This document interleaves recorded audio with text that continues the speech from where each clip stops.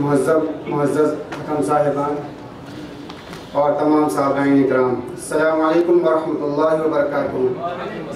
अल्हम्दुलिल्लाह रब्बिल आलमीन वस्सलातु वस्सलामु अला नबीना मुहम्मद व अला आलिहि व सहबिहि अजमईन। आज के इस महफिल में मैं जनाब मौलाना अबुल कलाम आज़ाद तसव्वुर हिंद के असरी मानियत के तकाज़े के मुताबिक गुफ्तगू करूँगा।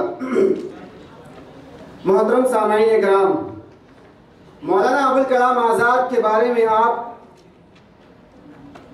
बहुत से ऐसे मुक़र्रिरीन से सुनते चले आ रहे हैं, लेकिन इन तमाम गुफ्तगू में, इन तमाम बातों में दो बातें बहुत अहम हैं जो उनकी ज़िंदगी से मुताल्लिक़ भी है और आज के हमारी समाजी ज़िंदगी और सियासी पहलू से भी मुताल्लिक़ है। मौलाना अबुल कलाम आज़ाद इससे इनकार नहीं कि वो खिताबत के भी माहिर थे, सहाफ़त के भी माहिर हैं और वो इस्लाम के मैदान में भी अपनी कारकर्दगी दिखाते हैं।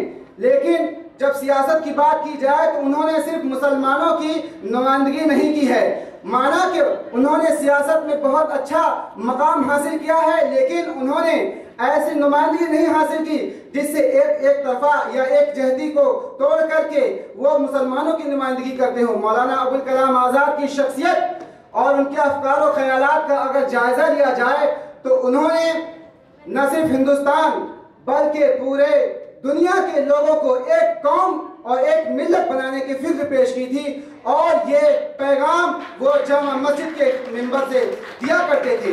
और जब मुसलमान तक़सीम हिंद के वक्त हिंदुस्तान से पाकिस्तान जा रहे थे तो उन्होंने कहा था कि आप हिंदुस्तान को तोड़ रहे हैं और कौम मिल्लत की तक़सीम करके इंसानियत को तोड़ रहे हैं।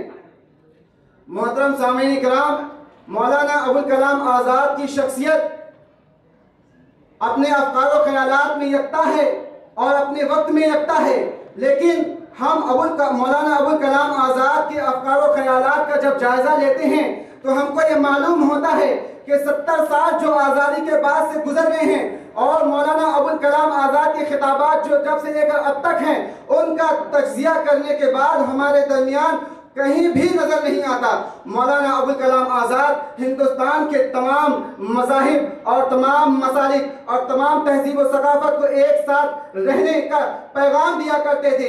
एक साथ रहने और एक साथ तालीम हासिल करने का जो पैगाम दिया करते थे उनको अंग्रेजों ने भी तोड़ा और उसके बाद उनके पैरोकारों ने भी तोड़ा।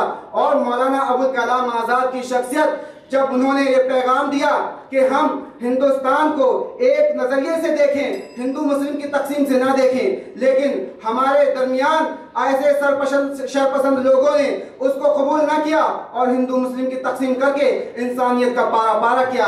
और उनकी एक बात और मैं जिक्र कर दूं कि उन्होंने एक बात और जिक्र की थी कि अगर आसमान से कोई फरिश्ता आकर के ये कहे कि हिंदुस्तान को आज़ादी मिल सकती है मगर हिंदू मुस्लिम इत्तेहाद को तोड़ने के बाद, तो क्या आप इसको पसंद करेंगे?